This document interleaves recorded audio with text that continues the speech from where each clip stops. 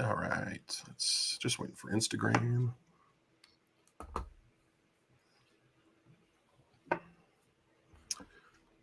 All right. We are live. Awesome. Welcome back to episode 97 of the After Action Project. It's hard to believe that over the last 5 or 6 years, we've been able to crank out 97 entire episodes. So we appreciate y'all joining us. Tonight, we have a great episode lined up for you. We have some of the industry's top professionals. We're going to be doing an open roundtable discussion on some of the hot topics and the hot takes from, the different social media stuff that we've been seeing and talk about firearms training. And all of that good stuff. If you like what we're doing and would like to help support the show, visit patreon.com/afteractionproject. After Action Project is brought to you in part by Locked In Grip and Range Buddy. Locked In Grip is it's a liquid sports chalk kind of designed for shooters. The folks over at the Complete Combatant are bringing you Locked In Grip. For more info, you can check out lockedingrip.com. And kind of the selling point is if you've ever lost your shooting grip, your grip, after a couple rounds, where you start milking it, your hands are sweaty because you're out there with one of these celebrity firearms instructors and you just get real nervous talking to them. Your hands get a little bit sweaty, your knees get a little bit weak. Locked In Grip solves the sweaty hands part for you. It's a grip enhancer that keeps your hands free of moisture to create a slip-free connection to the action of shooting your firearm. Locked In Grip is made for shooters by shooters. It's not one of these other things that are kind of been repurposed or rehoused. And then visit lockedingrip.com to purchase your liquid shooting sports chalk. It's something that I carry on me in my range bag. And if I have students out there on the range, it's every now and then I'll give them a little dab on their hands to just kind of give them one less thing to worry about. The other show sponsor you guys have heard me talking about is the Range Buddy app. You can go to rangebuddy.app. It's available on your favorite app store, either iOS or Android. It's a collection of over 100 shooting drills, all sorted by the required target type. So if you're going out there with a couple B8 targets, you just click on the B8 targets, and it'll give you all the different drills that you can run with that. There's a virtual instructor component on there that's is super exciting and cool. Something that I enjoy. It's probably my favorite part of that deal, whether I'm working it, using it in dry fire or live fire. There's a favorites list, so you can quickly find all of your favorite drills, and then the integrated leaderboard, so you can see how well you're shooting compared to your buddies and some other shooters that have shot that drill. We've run a featured drill of the month. This month, it's the Active Self-Protection 10-round skills check drill.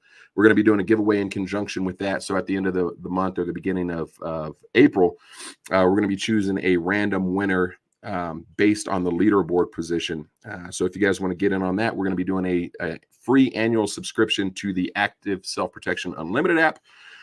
And I think that's it. We got a pretty exciting rollout that we're getting ready to launch here in the next week or so. Hopefully, we're going to be doing our first round of beta testing here in the next couple of days. So check it out at rangebuddy.app. And then let's get into what everybody's here for, right? Tonight's show. So we're going to kick it around the horn. I'm going to let each of these esteemed instructors kind of talk about themselves for a few minutes because they're much better at the talking piece than I am. And we'll kind of kick it off with Chris Bean. So go ahead and introduce yourself to our listeners. Where can they find you and what got you into the firearms training world? Hi, I'm Christopher Bean. I run a small company called Tactical Advantage. I also am affiliated with Active Self-Protection as the co-director of their instructor certification program. Consult with quite a few other people in the industry trying to help them better the learning efficacy of their curriculums. So been doing that for about 25 years or so. I think I've been doing this professionally. So I'm dating myself, but a while. Really, right now, the best place to find me is anything involved with Active Self-Protection. If you go on their website, activeselfprotection.com, you can track down my bio and some of my doings there. Currently working on my website for Tactical Advantage. That should be up in relatively short order, and that's about it for me. Awesome. Tim, kick it over to you. Where can shooters find more out about you and what got you into the firearms training industry? Oh gosh. So yeah, I'm Tim with Tim Heron Shooting. I've been a trainer kind of traveling all over the country now for a better part of 5 years now, going on 6. they can find out, I guess, the most about me through my website, timheronshooting.com. It's got my schedule, classes that I offer, and all that good stuff in there as well. I always kind of pride myself in trying to be one of the most accessible instructors or trainers, in the country, so like whether it be on Facebook or Instagram or YouTube. I've got a whole YouTube series of videos and things as well.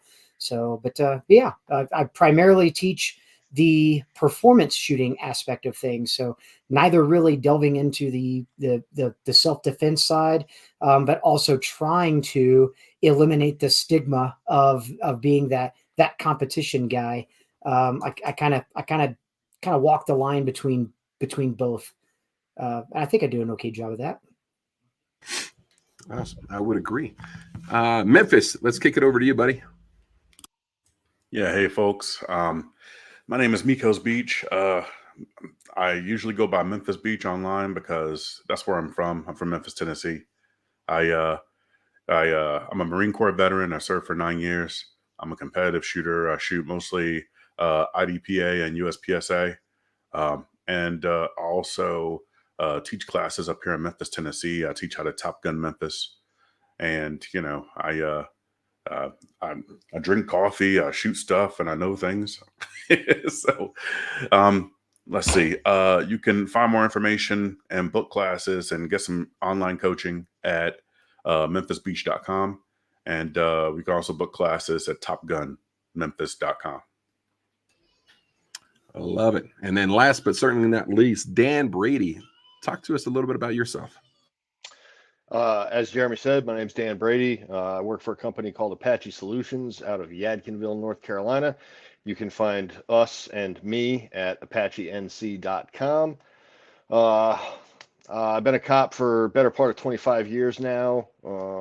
I really have tried to divorce the defensive shooting world from the law enforcement applications that a lot of drills and a lot of tactics have sort of developed out of. People have sort of bastardized law enforcement information and law enforcement tactics for civilian usage. But the fact of the matter is that the mission sets between the civilian defender and the law enforcement officer are diametrically opposed, and what is good for one is not necessarily good for the other. I have played around with competitive shooting, Steel Challenge, IDPA, USPSA, all at one point or another. And Christopher Bean's a pretty good friend of mine, and I consider Tim Herron a friend and a mentor as well. One of these days, I'll get to meet my fellow jarhead Memphis Beach face to face, shake his hand, smoke a cigar, and have a good time. Awesome. And I don't know if we could start the episode off with a better or more controversial topic than lanes. And I'd like to get everybody's kind of feedback and really kind of let's get into defining and setting out what the different lanes within firearms training or the sport of firearms are. And we did an Indian leg wrestling contest before tonight's episode to determine who the winner was. And you guys wouldn't believe it, but it was a 4-way tie. So I'm going to kick it over to whoever wants to start us off first. If there's anybody that's super passionate about this or wants to kind of lead into it, we can go there, or I guess I can kind of give my thoughts and we can kind of expand on those, whatever you guys are thinking. If this is your first episode with us, yes, I am the world's laziest podcast interviewer. Okay. I ask generic questions. I leave this all vagueness up to our guests to kind of sort out in real time. Let's start with it and just make it a little easy, because we do have some military vets. We got a cop on here, believe it or not. So, that's one of the things you see on the internet all the time, right? Or even for us, Jeremy and I, we're concealed carry instructors. We're gateway instructors, what we call ourselves. Very often, people will hear, "Oh, how you're a concealed carry instructor, huh? That's great. Law enforcement, military? No, we're neither. We're just civilians." Oh, and then you see the face just kind of wash out. It's like, oh, well, you guys have no value for me. So I think I want to start with Tim, being that Tim's not law enforcement, military. Give us a little opinion on that, and then let's kick it over to Dan and then move it around, because we do have some cops and military in here, and just tell us what the advantage and disadvantage of those things are. For me, I think like staying in your lane or knowing your audience is extremely important. I do think that both civilians or students, not even just civilians, but students tend to, because they don't really know how to truly vet an instructor or a trainer, right? I mean, so the two really things that pop up into anybody's mind are, well, who carries guns professionally? Military and law enforcement. So if they've got to carry a firearm professionally, surely that, you know, they're they're knowledgeable, which it's unfortunate, but it is the truth. I mean, it's, before I really got into firearms, you know, and didn't know anything about what I didn't know, you know, long ago, I was the same way. Like I you know, I did my vetting as far as instructorship, you know, to instructors that I was, you know, wanting to become familiar with based on what was their background. You know, were they military? Check. That checked a box. Okay, cool. Are they also active or, you know, previous law enforcement? Oh, it's some sort of government rating or law enforcement, city, county, state. Okay, check. Cool. They're probably worth my time. And then you realize after after a few sessions with some kind of, unfortunately, you know, less than knowledgeable instructors that have that typical background, that's not what you're looking for. Then I think along the way, then as a student, you know, kind of the art, you kind of realize like, okay, I need to find somebody that has the knowledge of something that I'm looking to obtain, right? So you look for true, what we call, you know, SMEs or subject matter experts. So, you know, I began teaching in about 2015 and made this my full-time career in 2018. And I have no prior military, no prior law enforcement. I've come strictly from a civilian background. I was I was what we call a hobbyist. So I got into the sport of shooting, you know, basically on a need that I saw, and I saw a potential need for a firearm to protect myself or my family, right? And I think many people consider that as something that, you know, maybe that's kind of where they walk the line. They don't really seek out the other things that a firearm could be used for, like for sport or for hunting or whatever, you know, especially when it comes to handguns. Like handguns are a self-defense item only, and I'm going to go get my concealed carry with it, and that's what it's for. It's for serious business and serious business only.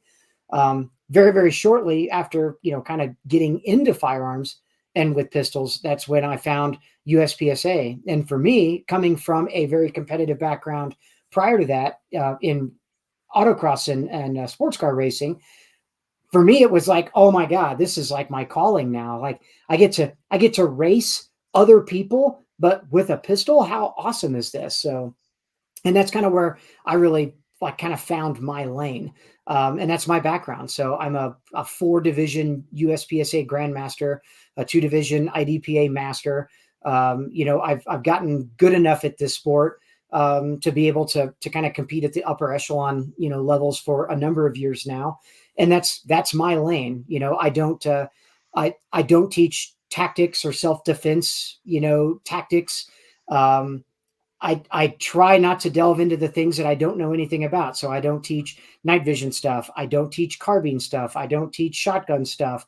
You know, I don't teach force on force. I don't teach low light. It's just because it's not that those things don't interest me, but I know that like truly what my niche and what my specialty is. And I would much rather be a master in what I truly know, and in that depth of knowledge, to be able to share with folks like truly what my mastery level is, then dare I say kind of be that, you know, that type of trainer that's like a jack of all trades, but really not a master of any, you know, like, oh, I'm going to teach some mindset stuff, and oh, I'm going to teach some shotgun stuff, and oh, I'm going to teach some carbine stuff. And when somebody asks you like, okay, great, what is your true specialty? And they're like, a little bit of everything, you know, it's like, no, I want to be that guy. And I still do, You know, like I strive to be that guy that if you've got a question regarding how to shoot a pistol at your absolute pinnacle of your physical level, I can be the guy to hopefully be able to answer any question you may have about that. And other than that, I'm knowledgeable enough to seek out or know who to direct you to for many of those other, you know, kind of niches in the market, you know. But as far as like wanting to try to be a subject matter expert on many subjects, man, I have a hell of enough time just trying to master a pistol, let alone like let me feel or build my own confidence enough to think, you know, to feel that I'm confident enough to teach you all of these other aspects. There's other people that are way more versed in those things than I am. So that's kind of my lane. You know, my lane is performance shooting and performance shooting only. You know, as far as like speaking from a mindset or a mental management side of things, all I can do is give you what I know has worked for me based on my own particular findings or experience levels. And that's about it, or what I've learned from other people. But as far as like, if you said, hey, are you a mental management expert? Nope. But I know just the guy to send you to. Chris. Yeah, that's so you brought up some great points that I want to dive into after we get kind of everybody else's opinion on the lanes. It's awesome that you brought up mental management because I think Chris is the subject matter expert on that. You know, so we talked about the competitive shooting lane, the performance side of the lane, and then Andy, you know, mentioned kicking it over to Dan. So I want to kind of follow that format. Dan, in your intro, you talked about you spent a lot of time trying to dispel and kind of get rid of this law enforcement versus civilian mentality. So if you could talk to us a little bit more about that, and with your law enforcement background, if you could touch on the law enforcement lane, and is there a specific lane that this is for LE only, and kind of how that relates to the training that you provide? I don't know that there is a lane specifically for law enforcement only, unless you're talking about you know, contextually driven classes, things like you know, collapsing a structure, you know, doing entries into occupied structures. If you're talking about you know, night vision warrant service and things that, yes, those are contextually driven educational experiences that are very specific to either law enforcement or very tiny branches of the military environment.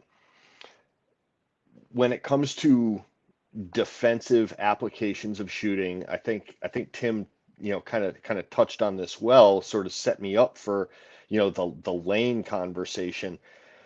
People have generalized, this is very general, people have this idea that law enforcement officers, police officers, federal agents, however you want to say this,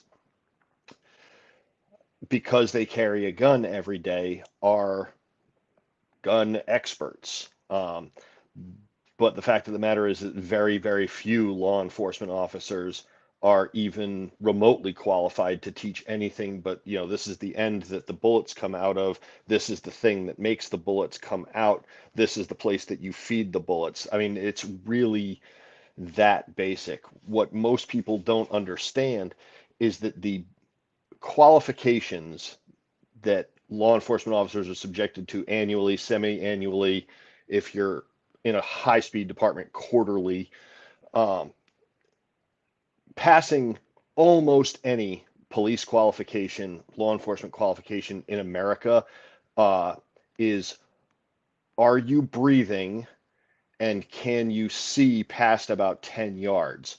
There's really no, I don't want to say no skill, but there is a very low bar of skill involved in shooting a handgun to a qualifying standard for most departments, most agencies in America. It is a widely held belief that the most difficult law enforcement qualification in the United States is the old Federal Air Marshal's tactical pistol course, the one that existed prior to 9/11. It was held as the hardest, the most rigorous law enforcement qualification in America, and it probably is.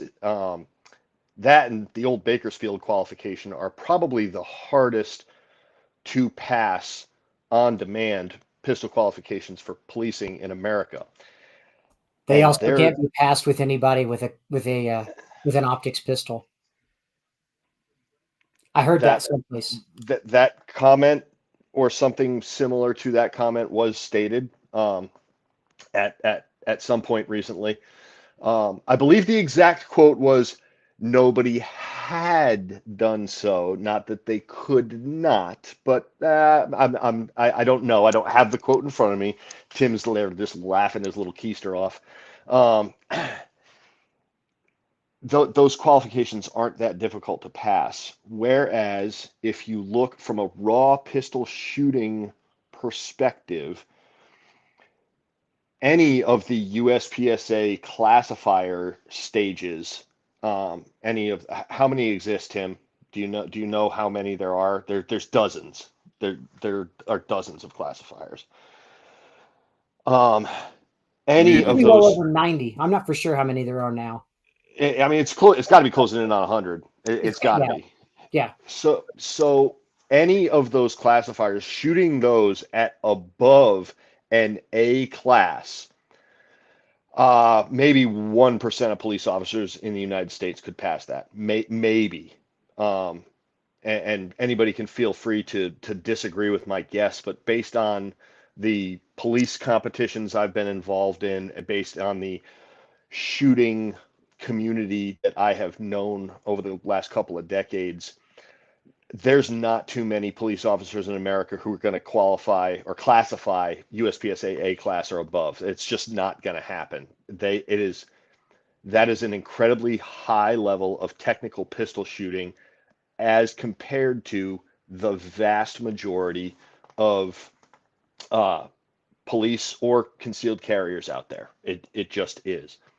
What I think the police experience can bring, not always, but can bring into the classroom environment for the concealed carrier, for the armed citizen, however you want to phrase that, is a certain amount of experiential fear. Having gone into face-to-face confrontations with people who have your worst intentions in mind, being able to relate that to students, being able to provide them some context of what it feels like to be involved in the decision-making process that could very well end up with somebody's life being taken, I think that can be very illuminating for some students. Not all, but some. I think from a law enforcement perspective, having been involved in a number of encounters that involved a substantial amount of interpersonal violence, I think being able to relate that to students can be important. I think the decision-making aspects involved in the three-dimensional world that we live in, relating that can be important. But generally speaking, the law enforcement officer has such a different mission set from the concealed carrier, from the armed citizen, from the home defender, that the application of technique and, to be completely frank, the technical abilities to operate a handgun at a very, very high level just simply don't come from law enforcement officers. Yeah, that makes plenty of sense. So first of all, for those that are watching tonight, if you see Dan sitting here being very serious with his answer, and if you look around the room within the room and everybody's kind of giggling and laughing, we have kind of a little sidebar chat going on. So everybody's kind of making fun of Dan while he's talking. We're not making fun of Dan is what he's saying. So I just want to be very clear here, because it kind of looks like, why is everybody making fun of Dan when he's just sitting there trying to be serious? So anyway, first part of it is, so a couple experiences I had recently. I did our local sheriff office academy, and we were sitting in class, and the guy comes up to present, and I said, "Hey, what kind of gun is that?" And he looks down. He's like, "Oh, this one." And I said, "Yeah. What kind of gun?" He's like, "Oh, I don't know. I'm not a gun guy." And I'm like, "Wait, but you're like the head sheriff dude that's gonna present for us for 12 weeks, right?" So then they send us out to the gun range where Jeremy and I pretty much live. It's right next door. And I look up on the wall right behind the SWAT guy that's presenting, and they have the beautiful, wheel target, the wheel of death of like milking and too much trigger finger and all that. And I said, "Hey, do you guys actually use that target?" And he's like, "Oh, that target?" He's like, "Yeah, that'll kind of diagnose some problems." And I'm like, "You're joking with me, right?" And he got super upset with me, and he handed me the pointer. And he goes, "You want to run the show?" And I was like, "No, man, I'm just asking the question. I was just curious." But he was very serious about that target. So yeah, just to follow up some of the things Dan's saying, it's awfully true. And it's nice to see, have a police officer come up and tell guys, because typically they hear it from me, who's not a cop, and they're like, "Yeah, whatever, you're not a cop. That's why you're saying they're no good, because you're that instructor." So, um, No, it's my anyway, opinion. It's my opinion that if you want to learn how to run a gun to a high degree of proficiency, the vast majority of the time, you want to talk to somebody like Tim Herron or Memphis Beach or another high level competitor, somebody who is a really good pistol operator, really good. And I'm not saying I'm terrible, but I'm definitely not at Tim's level. Having trained with Tim, I can't do what he can do. yeah, well, here's the thing, right? So, Dan, you're a cop and you know how to shoot, right? And so there's that whole line of like most cops, 99.9%, can't shoot. It's the important guys like Dan who actually puts in the time, goes and sees guys like Tim, like Chris, like everybody else that actually has that ability to share what he's learned beyond law enforcement, specifically just pistol shooting. I'm not talking about everything else like you mentioned, which makes sense. But now we have Memphis, former Marine. Now we're going to go over into the military realm, right? Well, if I want to go to a pistol instructor, got to go to a Marine, right? Right, Memphis? Like, would it surprise you for me to say that military veterans are not necessarily the best people to learn pistolcraft from? Like, would that be surprising to anybody in the room or anybody that's in this space that may be watching here? I don't think it would. So the main thing a lot of the stuff that I do is with private lessons and with classes that are just a little bit above your basic permit. You know what I mean? So I'll still help out with permit classes. I'll diagnose, I'll AI, but most of the classes that I teach are, beyond the permit. In saying that, whenever someone, they look at stuff like this, it's like, okay, well, he's a military veteran, he's a Marine, he has to know how to shoot, right? Well, as far as staying in my lane goes, I have to remember that it's not about me. Okay. It's not about making it, you know, like, hey, how good can I make myself sound? Or, how can I impress somebody? What's the best possible advice that I can give to someone? And in order for me to give that, I have to understand a little bit more about what their goals are, what their mission statement is. And if it's outside of my lane, I need to be able to let them know about that and direct them into the proper lane. So, like, if someone comes up to me and says, hey, I want to be a GM in USPSA. All right, that's fantastic. I do too. Let's learn together, right? Or, if someone is like, hey, I'm really looking for a good force on force instructor, or I'm looking for, a combatives instructor, or I'm looking for, a mental management coach. Guess what? There's stuff that we can do with that. It's not going to be here. All right. So, as far as staying in my lane goes, I think what has to happen is you have to have a lot of emotional maturity, and you have to know yourself a lot more in order for you to know what your lane is. And, you have to, you got to be enough of a man to actually admit that, hey, this isn't something that I'm an expert in. I'm not qualified to give that kind of advice. Yeah, and I want to be very clear here, because I think sometimes the water gets a little muddy, right? When this comes up in these Facebook pages, then you say, "What are you talking about? Cops can't shoot, military dudes can't shoot," and then they get kind of this offense of like, "What do you mean? I served, I gave my life." I want to be very clear, very appreciative for you military dudes. I wasn't one of them. My path was a little bit different. My path was being a knucklehead when I was younger. But for you, Memphis and Dan, we appreciate what you do. We appreciate how you serve, how you protect the community, how you protect this country. But we have to keep those lines separate, in my opinion. We appreciate you serve, but just because you serve doesn't mean you're the go-to expert. The go-to expert's exactly like we're talking about. Would you agree, Chris, or would you disagree with me on that? Oh no, I agree. And then I'm just kind of chuckling too because Tim has heard me go off on this plank ad nauseum. But my biggest issue with all of this and like staying in your lane, staying in your area of speciality, I believe the problem's in the frame. So if you're a student and you're looking to work with somebody, what is it that you want to learn? If you're an instructor, what is it that you want to be good at? And the reason I'm kind of leading it up like that is there's this mentality that everyone should know everything. And I kind of live in the world of the specialist versus the generalist. So like the generalist, that would be, the vocation of service, like, Leo, mill guys, that's a generalist. People think it's a specialist thing, but it's not. They have to have a myriad of skills that are incredibly important to keep them and you alive. So there's certainly nothing wrong with that, but they don't have time to be a specialist. And then unless you're really one of the very rare breed that decide on your own time you want to get good at something. So I think that's a big part of it. So the specialist kind of brand, that would be like your performance coaches, your high level competitors, things like that they have invested in one particular, or well, really a myriad, but one particular speciality that makes them very, very, very good at something. If you're trying to learn something like that, that's where you want to head. If you want to learn general defensive stuff, that's a different road. It's simply a different road. Not one is better than the other. They're just different.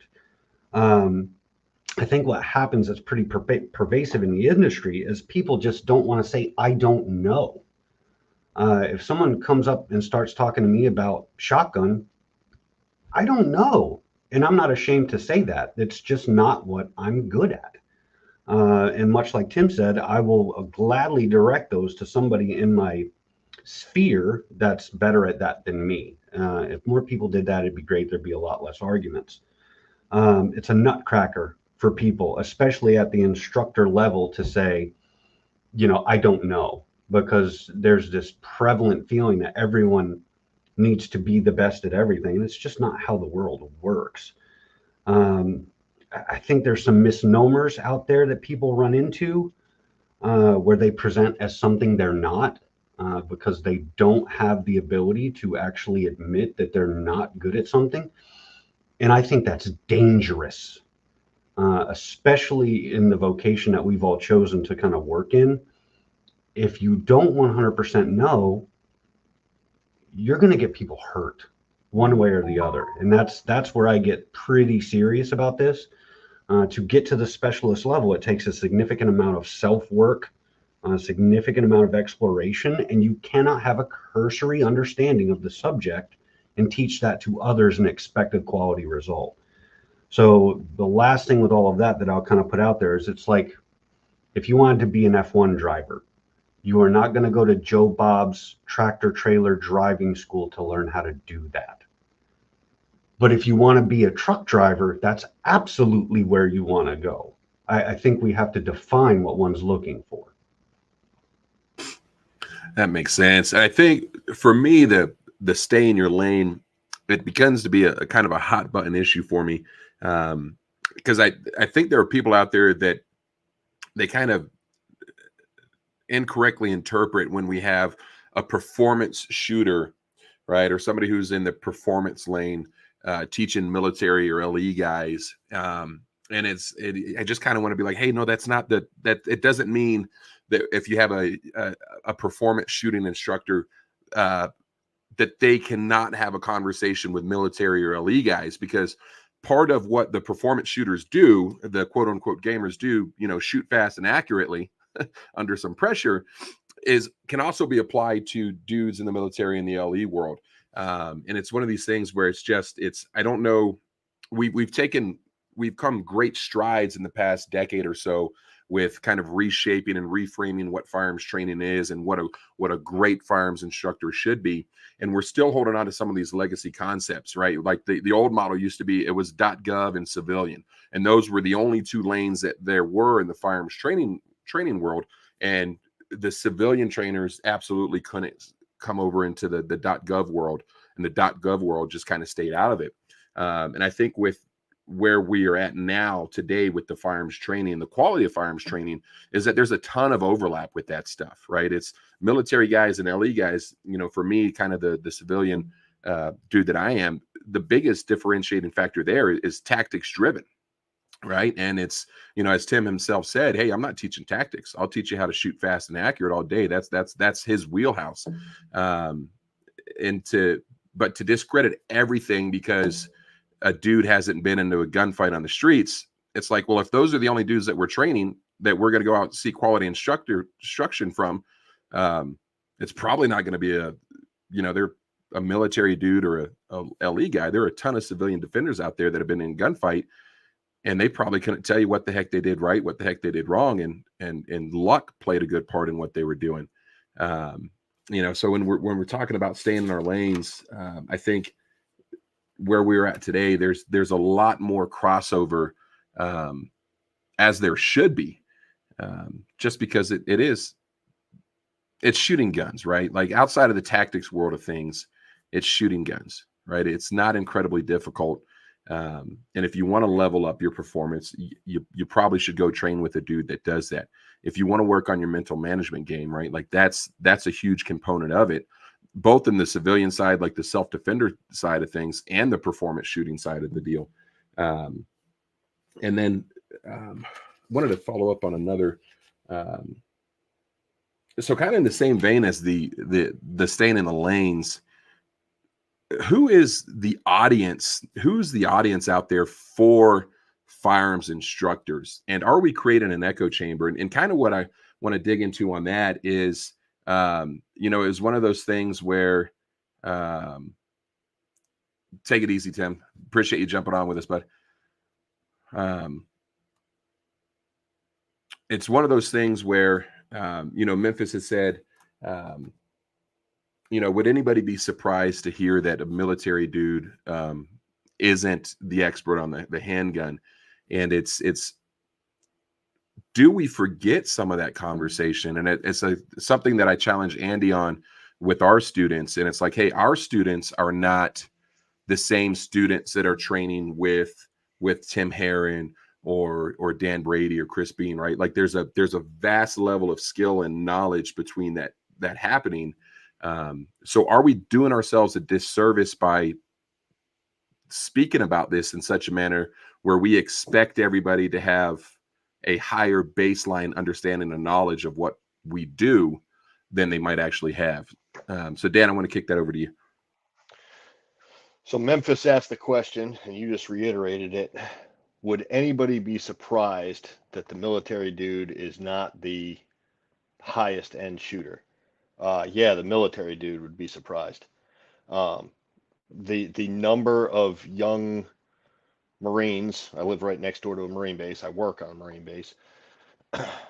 The number of young Marines I have in my local classes who believe themselves to be highly skilled probably approaches 70%.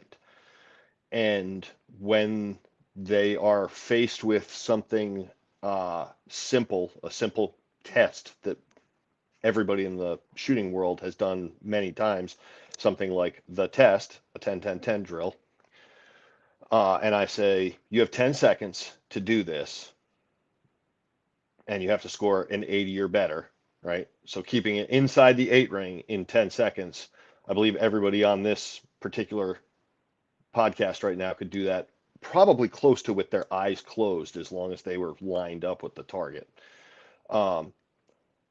I had a friend of mine who's a long-term cop, a retired Marine. I had him run a 10-10-10 last year, and he shot a 62, and it took him 22 seconds to do it. that is not a level of shooting that you would that the common person who looks at a military member would expect to be there. When you put that drill on a body size target, which is what most law enforcement officers are looking at, a FBI Q, you're looking at something that is 14 to 18 inches wide, that's 20 to 24 inches high, and has these massive scoring zones, not a 10 ring on a B8, which is 3.5 inches in diameter.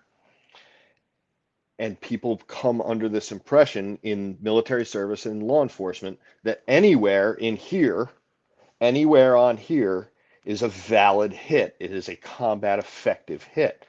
And that is simply not true. A combat effective hit covers an area about this big, about 8 inches in diameter, which is what, the 8 ring on a B8. But this, or this, or this is worth the same amount of points as this on these law enforcement targets, which is where people come under this impression, oh, I shot 100% on my law enforcement qual for 10 years in a row. Yeah, but what was your time standard like? What was your accuracy standard like? The vast majority of them aren't substantial.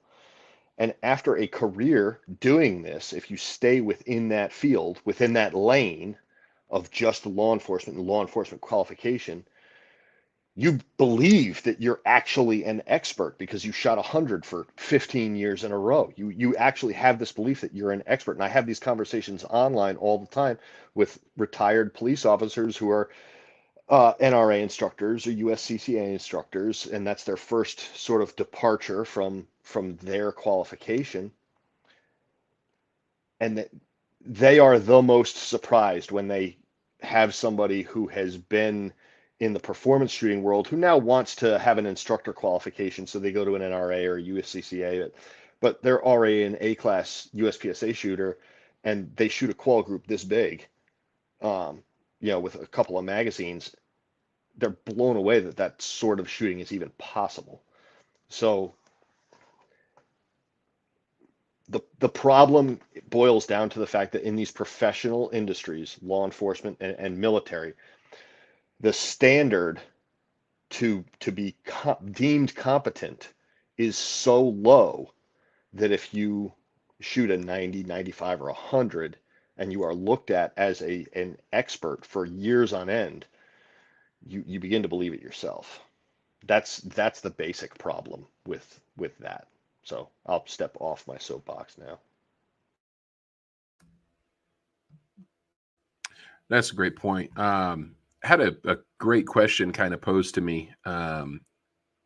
Neil asked, and he wants to know, in the instructor community, there's a focus on staying in your lane.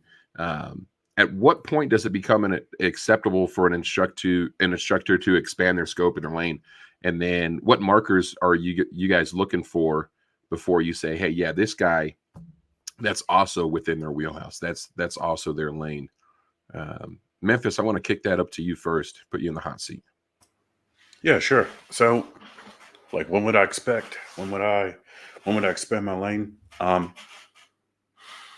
that takes a lot of self-awareness. That takes a lot of like soul searching. You know what I mean? Because it's really easy to like pigeonhole yourself, and you hear it all the time. You hear it constantly. Like, I only teach new students, right?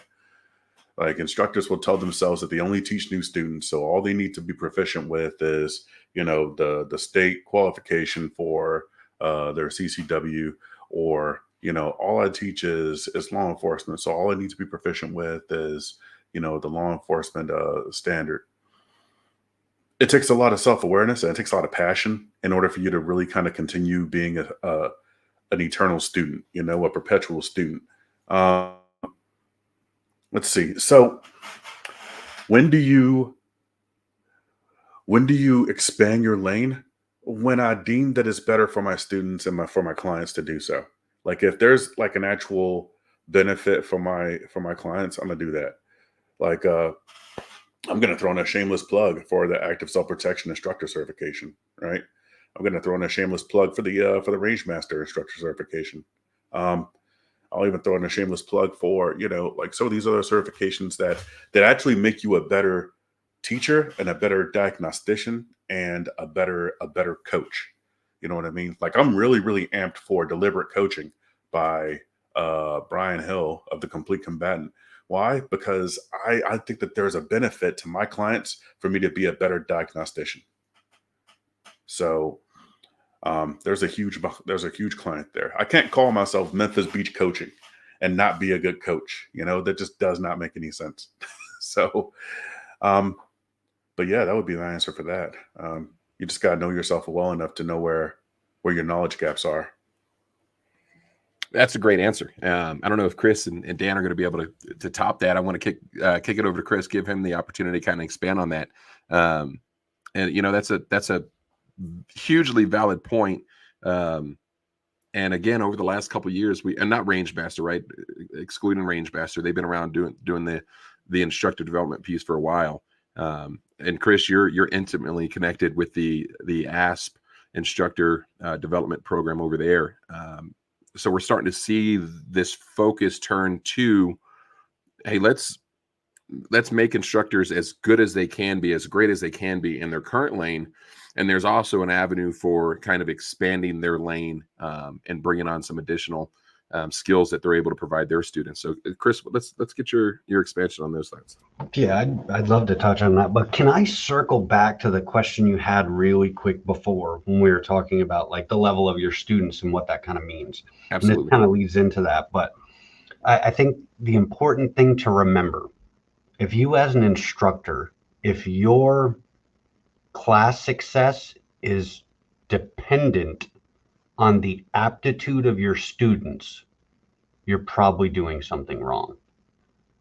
So if the only measure you can have of success is that your students are already highly proficient when they get to you, are you truly effective at what you're doing?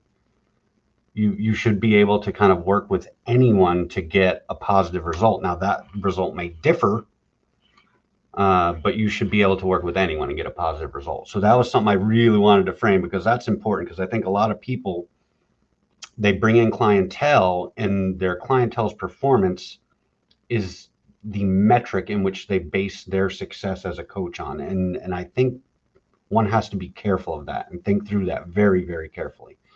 So as far as branching out, I think that kind of goes back to my answer on the first question, where you as an instructor, what is it that you're passionate about? What do you want to learn about? What do you want to know and understand?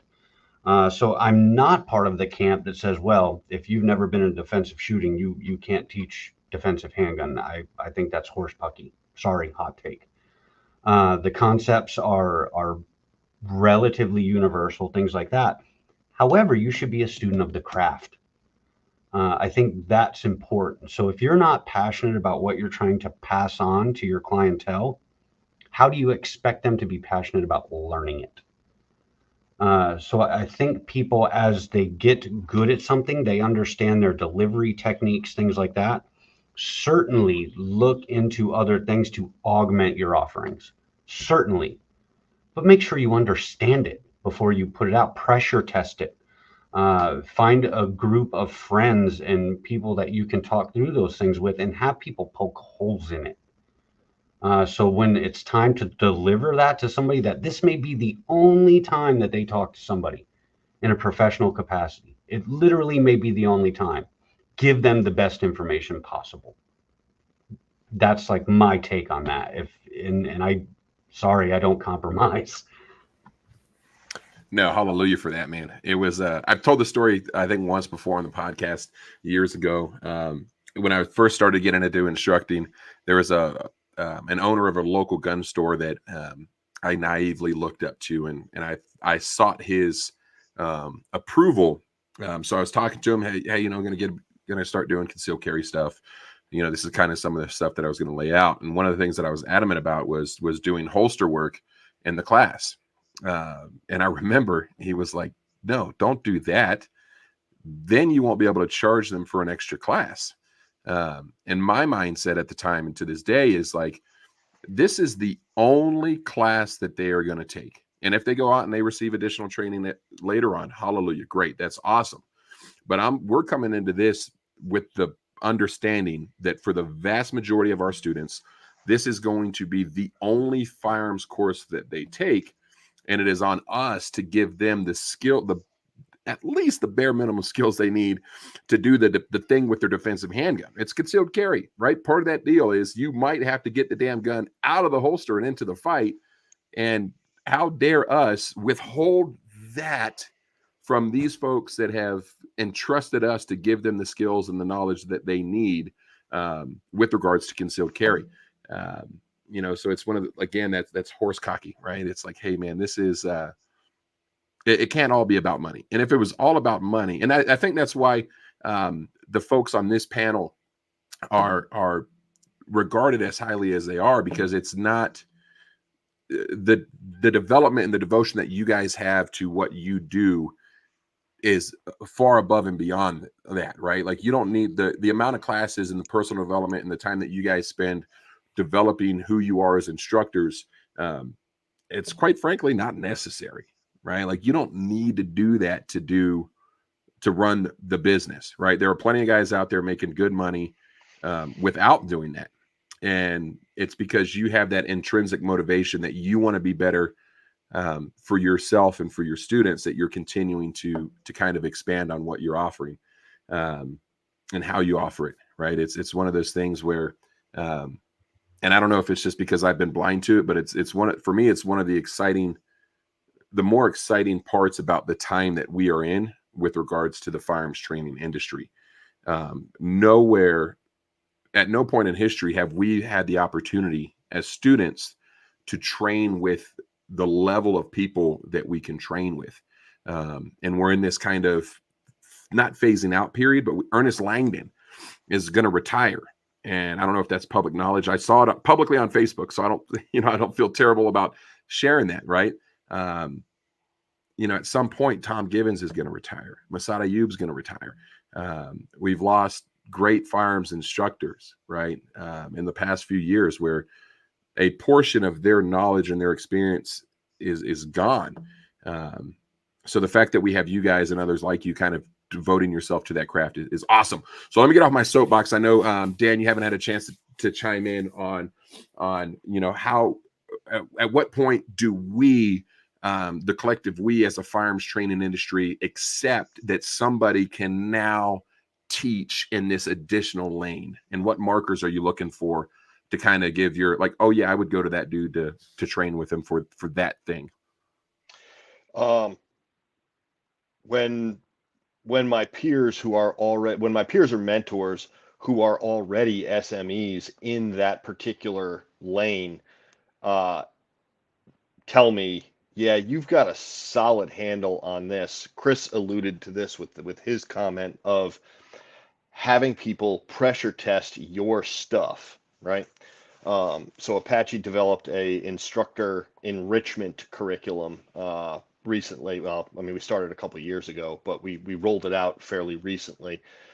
Chris joined us for the sort of public alpha test, if you will. It was actually the beta test, and but we pressure tested that, and we shipped that to all kinds of people who've been teaching firearms instructor stuff for a long time, most specifically the Rangemaster family, and had them look at a lot of the stuff that we had developed together as a cadre and been like, what do you think of this? What do you think of this?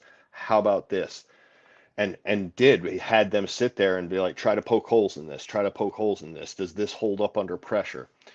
And, it took multiple iterations for us to be comfortable with having a selection of people come in and actually pay us money to roll this out in front of them. And we got excellent feedback on that curriculum, and we'll put our next iteration out this coming June, I believe.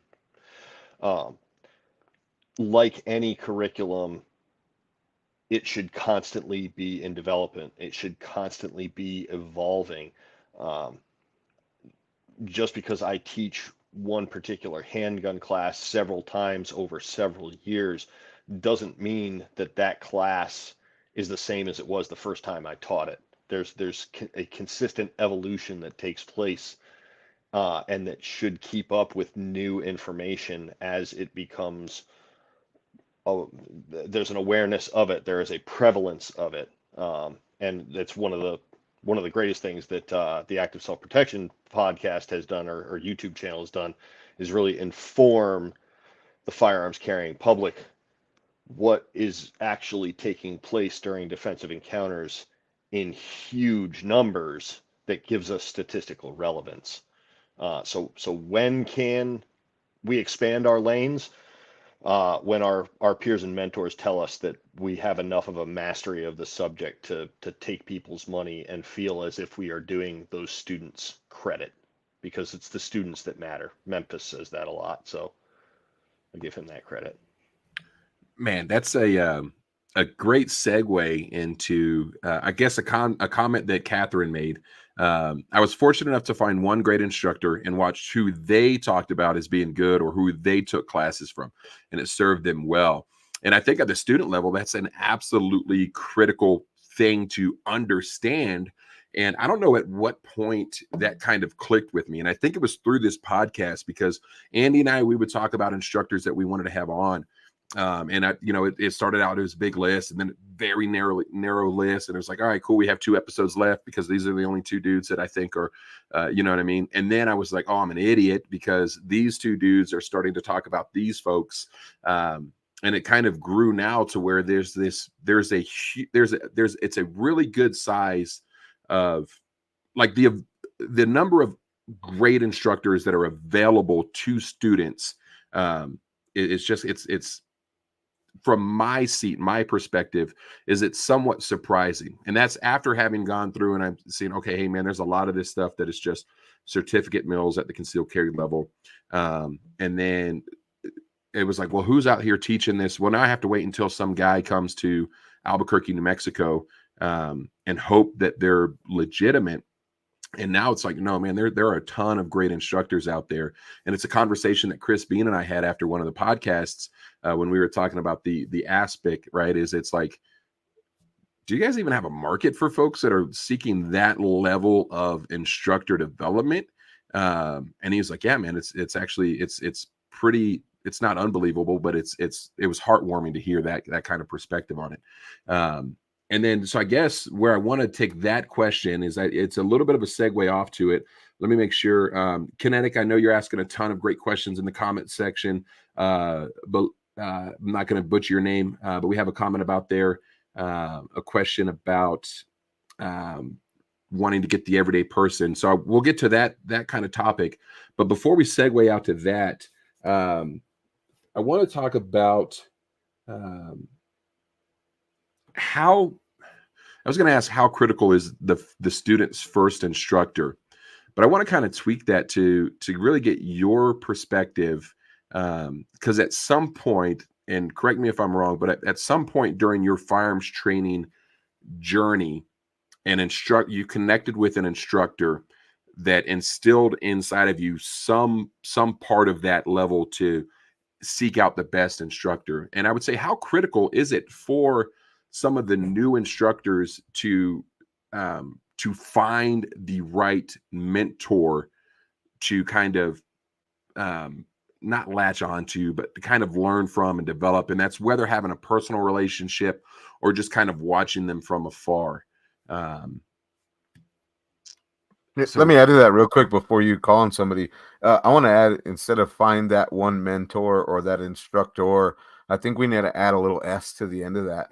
Because we get into these things, and everybody on here probably knows about the vacuum of instructors, to where if you get on one instructor's page, if there's any deviation on the belief of what that instructor has, you're a complete know-nothing moron, right? If this is your first day shooting.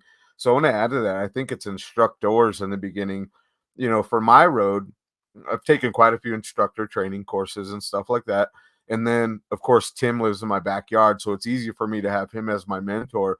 But I still am seeking other instruction, because there may be something that someone else has, that Dan has or Chris or Mikos has, that can just say it a little bit differently, that gives me that little bit of that aha moment, right?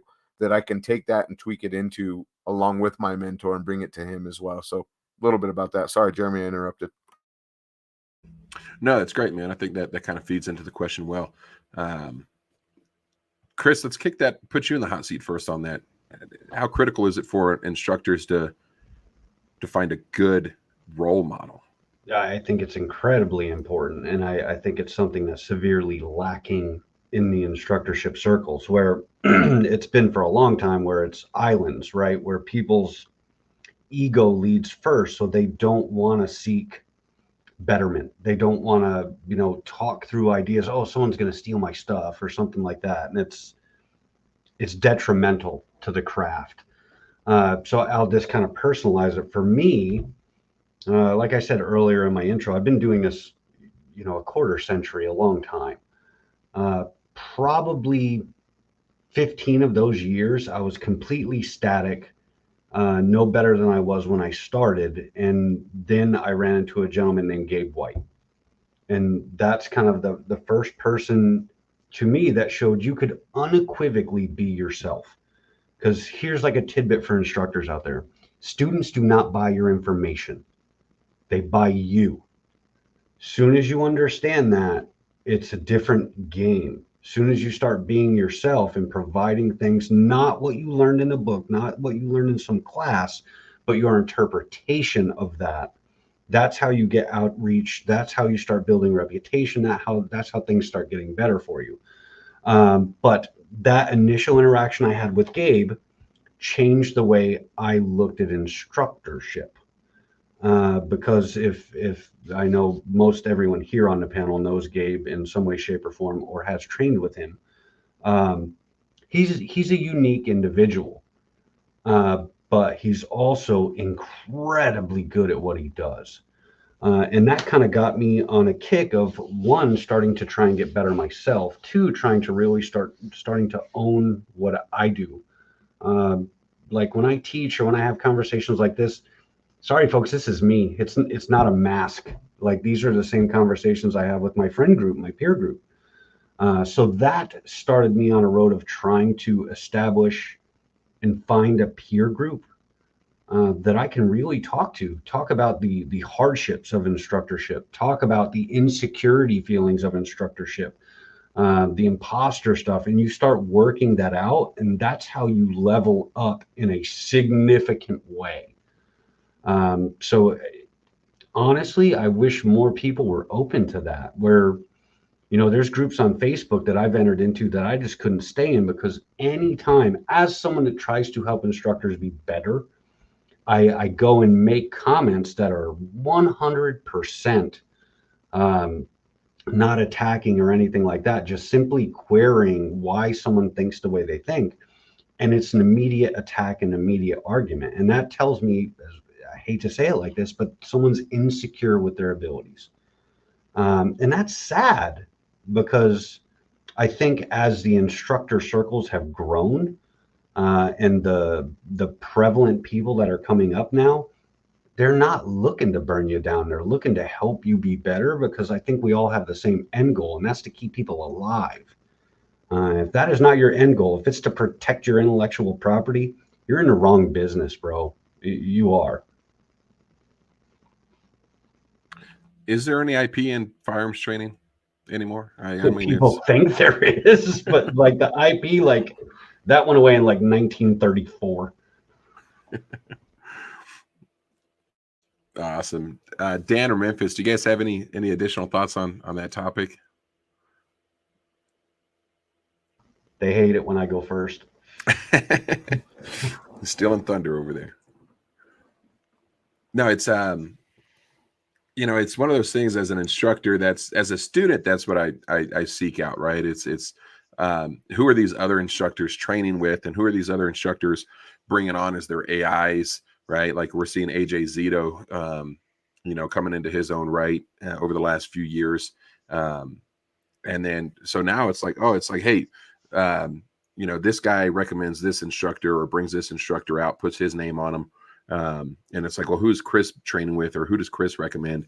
Who is Dan taking classes with, or collaborating with right now, because the level of collaboration between different instructors is pretty awesome to see now, where we have, different, right? We're in the industry, right? So it's competitors working together to raise the bar. I think that's important to discuss. The collaboration efforts that are happening and that are available now, because of things like this, because of podcasts like this, because of social media groups, being able to find a mentor, being able to find somebody to identify with, to help walk you through difficulties that you come up with, or problems that you encounter in your development as an instructor, as a shooter, even as just a person, somebody you identify with. In case anybody doesn't know, the Chris Bean that you see on here is 100% the same Chris Bean that I have private conversations with offline on a regular basis. Everything about him is the same. His speech cadence, his language, the way he doesn't look you in the eye. I think that's the autism. It's just the the way Chris presents right here is the exact same way he presents in real life when he's grilling steaks on his back deck. That's Chris. He is somebody who is, for me, very easy to identify with, and we can have conversations about emotionally charged topics, and I can gain stuff from him. Is he somebody I would have potentially looked at as a mentor even 5 or 6 years ago? I don't think so. But I have changed enough as a shooter. I've changed enough as an instructor that my needs of what I need in somebody to identify with have changed along with me. And I'm now at a point where he is one of the people I go to when I'm trying to work something out. And that is more available now than ever before. If the people who are in this seat, in the instructor seat, in the content creation era, people who are developing that IP, that intellectual property, if they're authentic in how they present here, I think the people who are coming up can much more easily identify potential people to reach out to at conferences like ASP, at conferences like A Girl and a Gun, at conferences like TACCon, and they can meet their internet friends and be like, I actually like the way you do talk. You are the person I see online. I'd really like to get your information and talk through some stuff, collaborate, get your assistance. And I know most of the people in this seat are really open to that. That's my take on it. That's a great take. And it's cool to see that collaboration, right? And it's again, we're starting to see more and more of that interconnectedness where I think if you're looking at the group of instructors that you probably want to go out there and seek to train with, it's the dudes that have the mentality that the better job we do collectively as instructors, the bigger the pie gets. We're not splitting the same pie, right? We're helping grow the pie. And it's, Andy takes a crap load of courses, right? He's taken, I think he's taken like 4 classes over the next 2 weeks or something stupid, right? Like he's like, oh, I got Gabe White. I got Jedi. I think you're going to Jedi. He's got like 3 or 4 classes lined up over the next couple months. And it's dudes that they're not worried about it. And it's that's that emotional maturity that it's like, hey, I don't need, if Chris is training people, that's great. I can also train people. Chris isn't taking bread off of my table or money out of my wallet. He's not taking food off of my kids' table. It's we're growing this thing and reaching more people.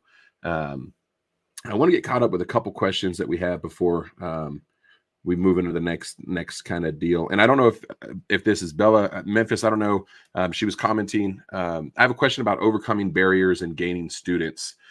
I want Susie Homemaker. I want the everyday person, not the professional student. So Memphis, what are your thoughts on growing your student base and reaching more people so that you get the newer shooters and you're not necessarily getting the same, you're not getting Andy in class every time.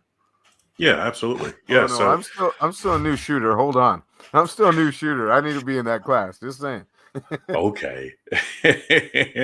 But Beulah Ballbricker, she's an excellent human being. You know what I mean? I would hang out with her if she was a truck driver with a high point, I wouldn't like, she's just awesome, but she just so happens to be a phenomenal shooter, an excellent instructor, and as well as a fellow Marine. So, we Marines are kind of representing tonight, but I think she's on the right track as far as identifying who she wants in class, right? Like the person that calls to her. And I would say if it was up to me, I would say, okay, let's get more of those people and have conversations with them and say, okay, what do you want from me? Like what's the best way that I can serve you? Like what kind of services are you looking for? And what are your main concerns and what are your main goals? Like really not so much worded exactly like that. I would really just kind of get as many people like that as possible together and just try to understand, like, hey, try to empathize with their situation and understand what are your main pain points? Like, what are you really, really trying to understand? Like all the conversations that I've had with Susie Homemaker really just come down to mainly like three different things, really. Number one, like, how can I store this thing inside of my house without my kids getting to it? Right. Number two, how do I not get locked up in jail? And number three, how can I actually use this thing for, its intended purpose? Like the guy that wants to rob or kill or cripple me, how do I use it for that? And the unfortunate thing is it's going to take a little bit of time to get through all of those topics, to get them to get Susie Homemaker, get her to a point where she's actually going to be comfortable with this thing. And, they need to know that up front. We got to be able to set those expectations ahead of time. So like one thing I'll say this and then I'll pass the talking stick. Right. And I'll use this little beard brush as the talking stick here. I'll pass that in just a second. But so when we teach permit classes here in the state of Tennessee, one of the first things I tell them is this is the stuff that we have to set the expectation. This is the stuff that we're going to cover here in the next 8 hours. But there are some things that you should probably know. And one of those things is that this right here is the period of instruction that the state of Tennessee requires you to have if you're going to carry around that card, if you're going to be, authorized to carry a loaded gun in public. It is not a self-defense class. And that opens up some eyes. People kind of wake up and they perk their ears up a little bit and they're like, well, wait, I signed up for a self-defense class. Like, no, this is not a self-defense class. This is a concealed carry class. And those are two different things. And unfortunately, there are funds. You can't go out into the lobby and say, hey, this isn't what I thought it was. All right. So it is an opportunity for you to understand what this teaches you and what this doesn't teach you. Like we're not going to be shooting from the holster. We're not going to be talking about, what kind of gun would probably be best for your mission. What kind of ammo is effective and what's not going to be junk. What kind of holsters are actually going to be quality. That's not going to be part of the conversation. We're not going to be talking about, criminology. We're not going to be talking about, like effective distances or anything like that. What we are going to talk about, we're going to talk about safety. We're going to talk about your rules of engagement, where you can and cannot go, what you can and cannot do. We're going to shoot a short course of fire. probably the easiest course of fire that you will ever have in your life. And then if you pass that and the written test, you're gonna get a piece of paper that says, hey, you can carry this thing around, or you'll be able to apply for that. Unfortunately, it's not really going to cover a whole lot of what you actually need to know in order for you to defend yourself and your loved ones. It's not going to answer a lot of the questions that you have about safe storage. And if you're lucky, if you're taking well enough notes, then it'll answer your questions about safety. But those are going to be the conversations that you're going to have with Susie Q Homemaker. What are you really looking for from a firearms instructor? And then you have to match that up to the skill set that you have. You got to be honest with yourself about, is that something I can provide? And if not, then that needs to change. Yeah, I couldn't agree with you more, Memphis. That's one thing that I always say with our concealed carry class too. The first thing after introduction is, hey, this is not a class about shooting. We're going to do a little bit of shooting built in here. This class isn't about shooting. It's about everything we can do to avoid shooting, and if all possible. But if we have to use this firearm, we're going to get a little into that too. So I agree with that. By the way, Beulah Ballbreaker, I liked her in the movie Porky's too, by the way. So just so you know, if you guys haven't seen Porky's, then you're failing, and I don't care how old you are. You haven't seen, you got to ask her where Beulah Ballbreaker comes from. That's from the movie Porky's, guys. Come on. I thought it was German. I don't know. I thought it was a real name. Hey, Andy, before you jump off topic, Andy, I think Dan had a follow-up. I don't know if you were segueing off or staying on this. I was, but you cut me off. That's cool, Jeremy. That's fine. You were segueing off, or you were staying on the topic? No, I was going to move over to Dan, but that's cool. Oh, yeah. That's okay. fine, No, I did. That's cool. I'm used to it. That's fine. Just kidding. So to answer her question, community outreach is super, super important. Taking your business public into non-gun spaces. This is a thing that Apache does with a great deal of regularity. We go to the local, fall festivals, the Apple Festival. We go to the parades, in a couple of counties right around Yadkinville.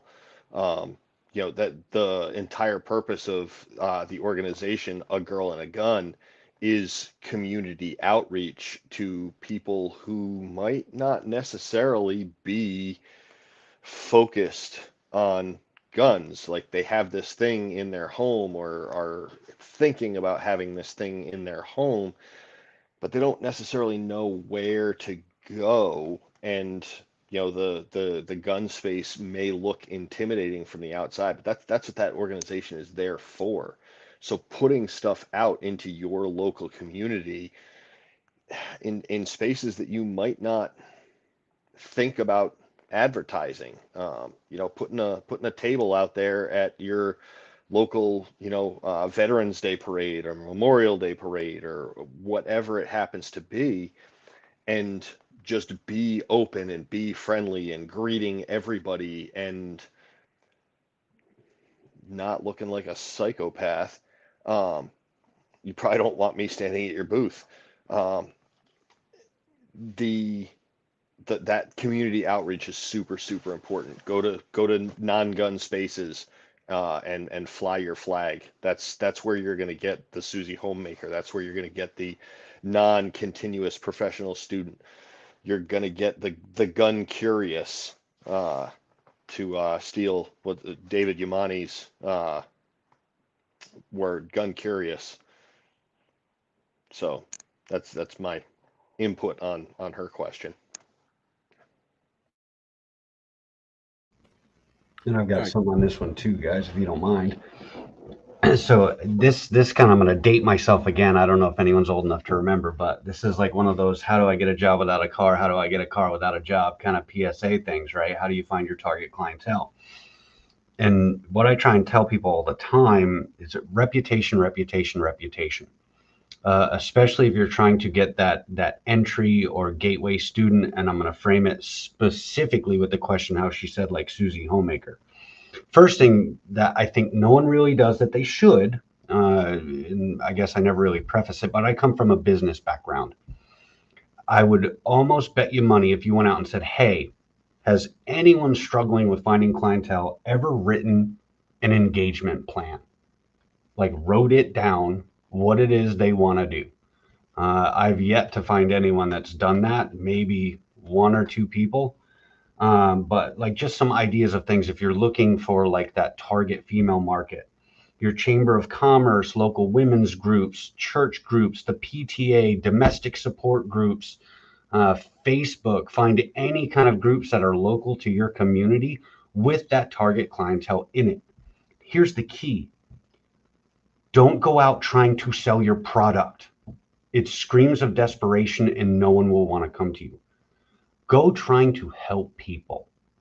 So if somebody has kind of an idea or a question that kind of branches into what you're talking about, help them. That's a big part of how I built my client base. And I have never, and this is no exaggeration, I have never spent $1 in my entire life on advertising, not one. But what I do is go out actively trying to help people. And that person will tell somebody else, and that's worth vastly more than any money you kind of spend on marketing. So that one lady that you get, or that one person that you get, will tell their friends, they will tell their friends, they will tell their friends, but it requires patience. And that's what I think people want, like a quick return. They want to be able to see a metric on screen, like, okay, this many clicks equated to that. But in the business we're in, it's one of the few businesses that are still word of mouth driven, where people are going to go to you because someone that they care about and trust said you were worth going to. So seek it out. Much like Dan said, seek out your community, be that SME in your community, find that target market and be there to help them, and the rest will take care of itself. There's a quote, and I don't know who it's attributed to, but it's in the service industry, it's like, if you worry about the money, the customer's not going to come. If you worry about the customer, the money will come. And it's continually adding value. I've spent a ton of money on advertising. I messaged Andy last week and I was like, dude, Google just updated our account, and here's the I sent him a screenshot of the requirement, and one of them was an obscenely large amount of advertising dollars spent with Google. And I was like, dude, I had no idea that we've spent that much money advertising with Google. And it's one of the things where, a lot of people talk about social media marketing, and for me, that paid advertising, especially through like Facebook, is great to like create an introduction and provide value to folks. It rarely works when you're like, here's a class, sign up for it. The better tool to use is how do you increase the number of people that you're reaching, that you're adding value to, and then become that person that adds value. And one of the I want to give a shout out to a couple Facebook groups is the Deliberate Training Group V.2 and the Ask Dryfire Training Group. Those are probably the two most valuable Facebook groups that I'm a part of, and the value that is, the knowledge that is shared in there by subject matter experts is mind-boggling to me. And I'm like, I sit back and sometimes somebody will chime in, and it's usually Chris, Dan, or Memphis chiming in on somebody else, like somebody else's, like Riley's comment is like, hey, you guys should be paying money for the knowledge that he's dropping right now. Like, take notes. Like, this is, and it's all, and not once have I seen advice, a snippet of advice, and a link to sign up for a class. So this is information that is just freely being shared and given, where top level instructors are just sharing knowledge, and it's ripe for the taking. So if you guys are on Facebook, if you're not on Facebook, sign up with a fake account and join those two groups. In a minute, we can kick it around. And if there's any other Facebook groups, because I kind of want to segue before, as we take the last 15, 20 minutes or so of this episode, I kind of want to segue into some training specific topics, and just kind of look at, from a student's perspective, not even a student's perspective, but what can we do as shooters to improve our baseline skills and abilities. And I want to start that with dry fire, and I want to start that with the dry fire king himself, probably the most humble dude in firearms training out there, If you can't see Memphis, he is blushing right now. He's wiping away tears. He's a super humble dude. And I had the opportunity to take his his virtual dry fire course and seminar a few months back. And it was, as somebody who thought I was dry firing correctly and thought I was doing it well, it was very eye-opening and educational for me. So let's kind of start there. Let's start with the free training that everybody at home can do right now. I want to start with Memphis and get your best advice for a dry fire regimen. Wow, that's a bold question. The best advice I can give for a dry fire regimen. Or anything dry fire related. Like, let's introduce people to dry fire, and hopefully we can give somebody that dry fire bug. Well, as far as dry fire goes, I think the best thing that people can do is shatter their expectations of dry fire, because people set the bar so high on dry fire that instead of dry firing on a daily basis, there's only maybe 1 or 2 days a week or 3 or 4 days a month that all the magic stars will align and they actually meet their perfect expectations of dry fire. Don't let perfect get in the way of good. So a lot of people's expectation of dry fire is, well, I need to have my holster, because I need to practice my draw to first shot. That is the most important thing I can practice. So I gotta have my holster on, which means having my pants on, which means having my belt on, which means all the other stuff. And then also I have to have my gun. And even though it's already, it's still in the holster and it's still prepped for me to leave the house in the morning, it's already there. So I have to undo all that so I can clear the gun. And then I got to get whatever kind of tool I need, like a laser thingamabob or, whatever, And then on top of that, they're like, okay, I need to have the energy to do that, because if I'm tired, then, I'm not going to be able to pay attention to everything I need to do. I need 30 minutes. A lot of people think they need 20 minutes or 30 minutes or 40 minutes to dry fire. And it's all too much. Okay. Like if all those stars don't align, you're not going to dry fire. Instead, how about we shatter those expectations and let's get some of the tips from James Clear, the author of Atomic Habits. Use like super, super small habits, go in itty bitty tiny steps, and just build up so that we can build ourselves a habit of dry fire. Okay. And just building a habit is probably the most important thing. Just staying consistent is the most important thing. And instead of your holster and all your other things, you can really just use your hands. I can sit here and practice without my hands and go and just practice. Tatiana Whitlock does it. Gabe White does it. Those are the guys that I learned about that from. So is using your gun better than using empty hands? Yes. But if that's all you have, then that's all you have. Okay. Is using a plastic replica gun better than empty hands? Yes. But if that's all you have, that's all you have. So you don't need your holster. You don't need to, if you are going to use an actual gun, absolutely 100% clear it. Okay. Use the dry fire safety rules, which go in tandem with the universal safety rules. They overlap. So what do you need? You need, really, if you could just do 2 minutes, just 2 minutes a day, not even 30 minutes, not even 20 minutes, not even 10 minutes, not even 5 minutes. If you could just do 2 minutes a day, if that's all you have, that's better than nothing. All right. Like, is 5 minutes better than 2 minutes? Yes, it is. Is 20 minutes better than 2 minutes? Yes, it is. But if that's all you have, that's all you have. The most important thing is just to build a habit of dry fire. I want you to get so much in the habit of dry fire that you can't go to bed at night until you get your 2 minutes in, right?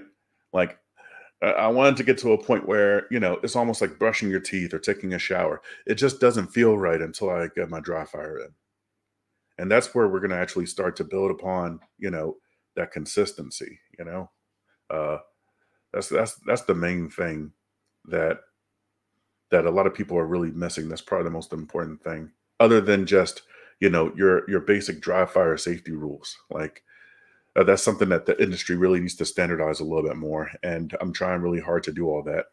So not to take too much time from everybody else, but yeah, I'm still working on standardizing those dry fire safety rules and spreading the message on that. I think that's something that the industry really needs as a whole, like to codify those dry fire safety rules. No, I agree. And it's, some people are using firearm safety rules that won't allow you to dry fire, right? It's like never point your gun at anything that you're not willing to kill or destroy. And if it's a simple safety rule, it's, are we making exceptions to it? And it's, well, I don't think we need to. And I like, I was watching the evidence-based pistol skills course on the ASP Unlimited app, and reading through or listening to the safety brief that they give in that. And John talks about point your firearm in the direction of least consequence. And I'm like, man, that's a really profound way of explaining that, because that kind of sums up everything, right? Like the direction of least consequence, and what consequences are we willing to accept? Well, a consequence of pointing your gun at a bad guy is you might shoot him. I'm willing to accept that, right? Because I probably, if I shot him, I needed to shoot him. So I think that is a great point, is we need to, specifically for dry fire, because there are other issues in dry fire that aren't necessarily safety concerns on a live fire range. Dan, let's get your thoughts on dry fire practice or training, and then if you want to segue into live fire, we can do that as well, and then we'll kind of go around the horn. Like Memphis said, a lot of people, I need this to dry fire. I need my holster. I need my belt. I need my dummy rounds. I need my, safety barrel block. I need my laser. I need my mantis. I need to set up this entire thing. And, Mikos, I got to say thank you about that whole dry fire habit, building that habit. So yesterday, I'll just use myself as an example. Yesterday, I just didn't have it in me to get all my stuff. I was in Sunday mode, right? Chilling. But it needed to happen because I didn't feel right. So I spent a grand total of 7 minutes, only 7 minutes. I didn't have my holster on. I didn't even have pants on. All I had was sweat shorts on. That's all I had. And I did 7 minutes of table starts with my pistol. Unloaded gun table start. Turned on my Range Buddy Virtual Coach dry fire app, set it on repeat, and I had my 2-second par time. Beep, load the gun, on target, bang. I did 2-hand table starts. I did 1-hand table starts. I did weekend only table starts. 7 minutes later, I was like, that's all I have in me. I put the dummy rounds away, reloaded the gun, put it back on my nightstand, and went and sat back in my recliner and watched a show with my wife. And that was it. But I got my 7 minutes in because it needed to happen. It's building that habit. It's super important, but I didn't want to put pants on. I just didn't want to put pants on. Some days you just don't want to put pants on. And Chris never wants to put pants on. And you can do important dry fire work if you can connect your mind to your hands and your eyes. You can do important dry fire work with very, very little in the way of preparation, extra tools, things of that nature. You can do important stuff with a short amount of time and very little in the way of equipment. And that's thanks to my boy Mikos Beach. Are you guys wearing pants?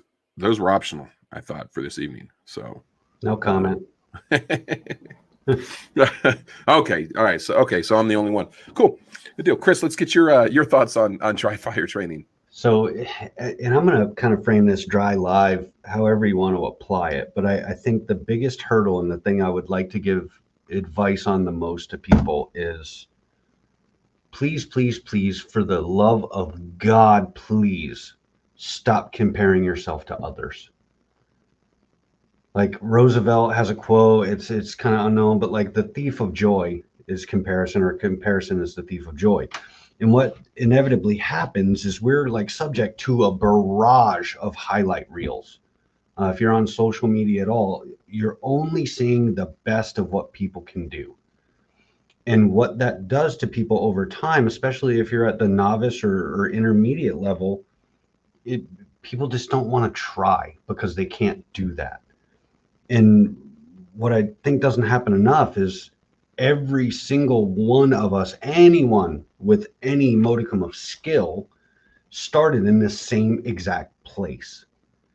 And that's kind of where dry fire and habit, stuff like that, you do not have to share everything you do. Work through it. Like the other thing I try and tell people too, and I get pushback a lot, but shooting is not hard. You know, from a physical kind of activity, it's not hard to do. The mental approach is what holds people back, where they think they have to meet some imaginary metric. So they throw the baby out with the bathwater, and then they wonder why they don't progress. So really, from me, the first and foremost thing I would tell somebody, stop worrying about what everyone else is doing. Build a habit, much like, and I'll throw some sunshine on Mikos as well. Like from his dry fire clinic that I got, he showed like a dry erase board, and I went and got a 48 by 60 dry erase calendar and went down a rabbit hole on how long it takes to build a habit. And the consensus I found was 66 days. So I was like, okay, well, 66 days, I need to know, I need to do this every day, whether it's 2 minutes, whether it's 20 minutes, whatever. That's the other thing. If you're going to dry fire, like we talk about time, versus talking about time and putting yourself on a regimen, dry fire until you're no longer engaged. When you lose engagement and you're not paying attention, stop. If that's 2 minutes, if that's an hour, it doesn't matter. But anything past that point no longer matters. You're just throwing a gun out into the air. You're not collecting data. It's not doing anything. But build a habit out of it. And really, you have to measure your expectations on what you want. Do you want to be the best in the world? If you want to be the best in the world, that is a different plan that you need to implement. If you want to simply be a capable defender, that is really easy to achieve. The hard part is you have to do some work, and there's a big difference there. But that's my take on that, and apply that as you will. And it can ebb and flow, and that's something. It was one of you guys after one of our podcasts where I was talking about where one of the things that I struggle with is I don't have the time. I haven't committed the time to that's necessary to get to the next level. And I think it was you, Chris, and you were like, something along the lines is you're where you're at, you're where you need to be, right? And there's a season of life and a period of life where you might not have the time or the resources to dedicate the amount of time that you need to get to the level you want to be at. And don't beat yourself. And I think that's what I came away from that is like, hey, don't beat yourself up, right? Because you have to, right? There are other commitments that you have in your life, right? There are family, there are friends commitments. We had a couple guest panelists that was, hey man, sorry, I'm not able to join us tonight, or I'm not able to join tonight. I got to back out. And I'm like, dude, that stuff is first and foremost, man. Like because what if you're out there, I'm preparing myself to be the best defender. I'm spending all of my time to where if this bad guy robs me in the Walmart parking lot or whatever, then I'm going to be able to save my family. And it's like, yeah, but what are you sacrificing to that ends to get to that? So understand what you're most likely going to need. Get yourself to that baseline skill set. And for me, I've kind of settled in on that. Hey, I'm better than what the most likely skill set I'm going to need in that moment. So now how do I allocate my resources to where I can still be a decent person to other people in life, where I'm not just this gun nut. So, and Memphis, I know you had something on that. Let's kick it to you, bud.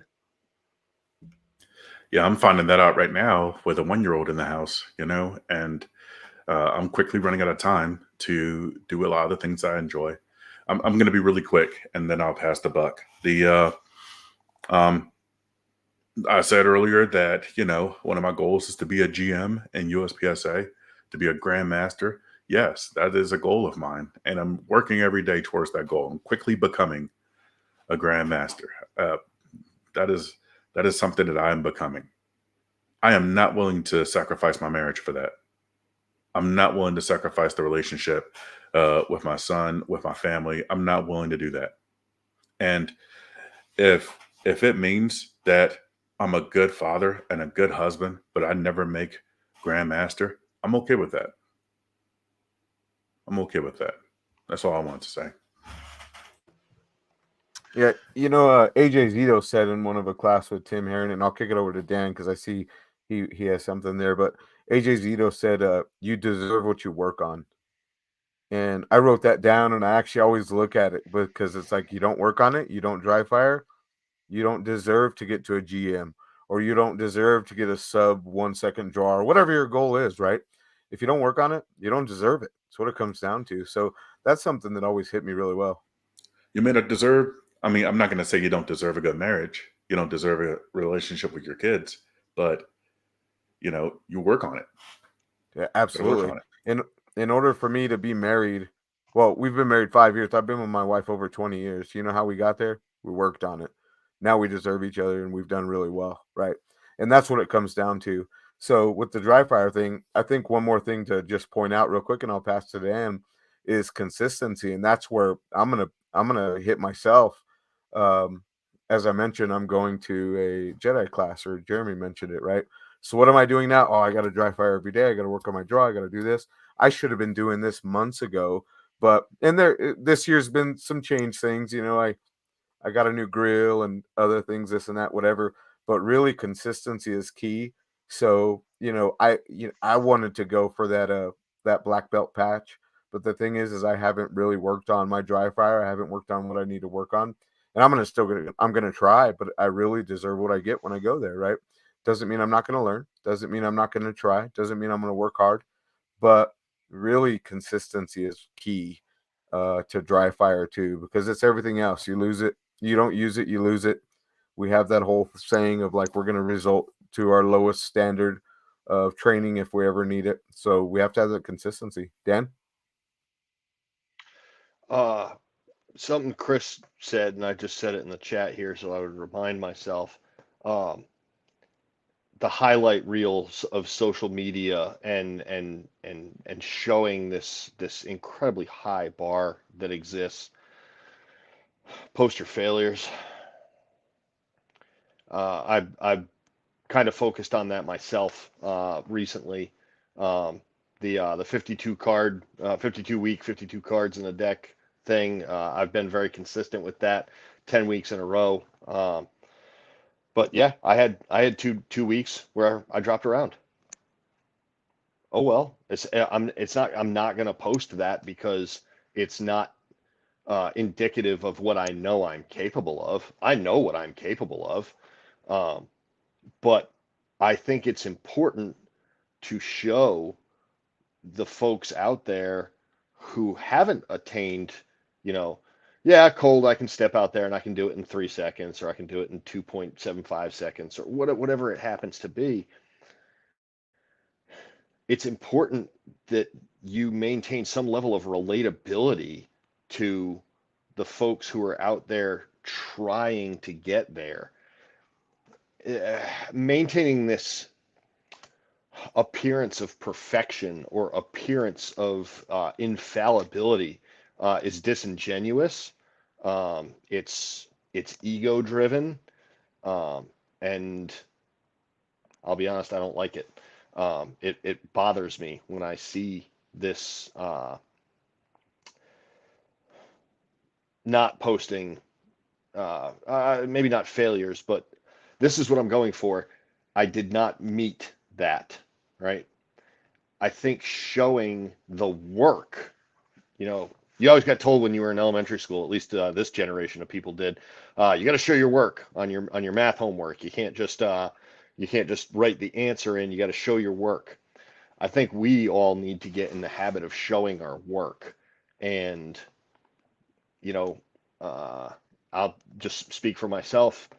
I'm going to start putting a couple of my practice sessions live out there. I'm gonna actually just do it live and not have it recorded so that people do see the failures, you know what, this did not go the way I intended it to, and this is where I erred. So that means in my dry fire practice over the course of the next week, I really got to focus on whatever it happened to be that I screwed up in that. And, you know, that puts some additional pressure on you to perform.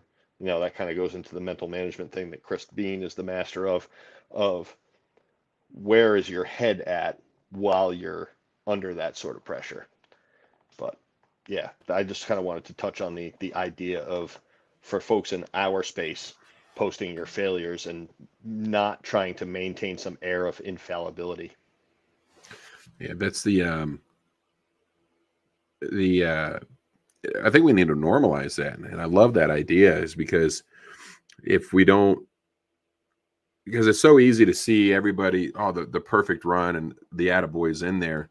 But the learning happens when Andy posted a video, right? He's posted a couple videos in the deliberate training group. And one of the things on there, he's like, roast me or coach me, you know what I mean? Something to that effect. And, you know, it was like, oh, hey, it was great. Work on this, right? Work on the, you know, hey, slow it down right before finishing your full extension. You know, looking the gun back in the holster. But for me, a lot of the tidbits of knowledge that I picked up along the way were from shadow reading comments, right? Where I'm not necessarily chiming in on the deal, and even the arguments. And that's a battle that I've had to kind of have with myself, and I've had it with some other folks. Is it's like, yeah, it's a lot of times it's pointless to argue with the guy on Facebook, but the benefit for others who are reading the reasonable, the level-headed, the educated comments far outweighs the fact that, yeah, this knucklehead isn't going to change his opinion or his perspective. But how many other people are going to read through those comments? And it starts off, you know, let me get my popcorn, let me read the shit show in the comments. And then you're like, oh man, this is really, you know, that's a really good piece of advice. I need to implement that. And we never, not never, it's very rare that somebody comes back and says, hey, that BS Facebook argument that what you were in, you provided some clear guidelines and examples on what to do or what that guy could have done. And yeah, he didn't take it and he fought you back on it, but it really helped me, right? Like, I don't think there's enough of that going on to make it worthwhile, because it starts to beat down on folks. And you can see it where people are like, dude, I just comment less, man, because the most vocal people are out there. They're just kind of crap posting. And it's, but if we normalize that, hey, sharing the work that you're putting in, I think we'll see more and more of that happening. And then more and more folks are going to really reap the benefit of that, what these platforms could be for us. And I know everybody's like, oh, anti-social media because they don't like guns, but there's a lot of good work happening, right? Those two groups, the deliberate training group, the Asp Dry Fire group. And before we wrap up, Chris, Memphis, Dan, are there any other groups that you guys want to shout out that folks should be looking to join? And by folks, I mean me. I mean, for me, those are the two I run. So I struggle with social media and like the utter fakeness of it. So those two are the ones that I kind of frequent now. There have been a time when I had like 100 groups I was in, but I only have so much time, right? So I try and kind of stay within like just a couple that I feel that the stuff can be heard. So, man, I hate to say it, but those are really, I think, the only two groups I'm in right now.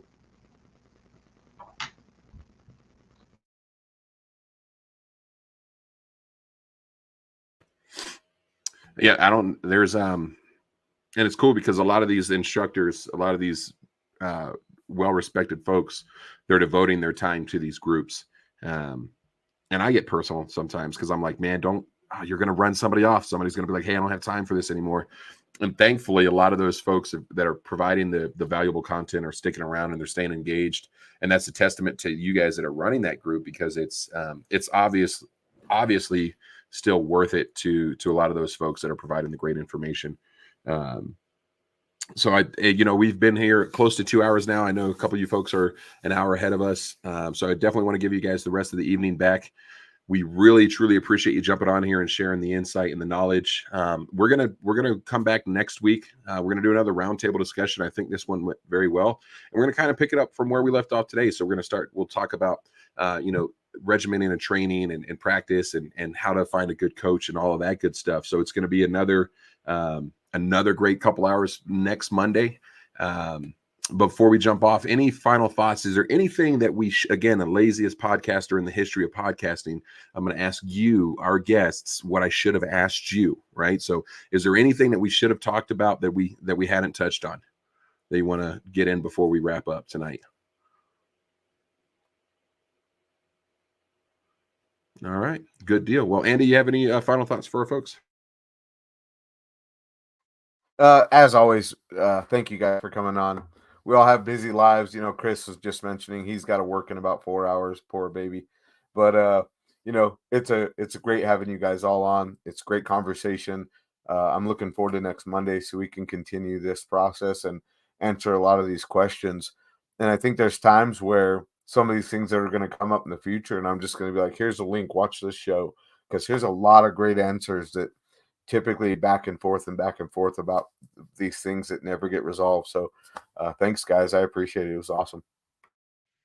It's always fun to talk to you guys. Awesome. Well, again, thank you guys so much for joining us tonight. Remember, it's your life, it's your safety and protection, it's your responsibility. Y'all stay safe, and we'll see you next week.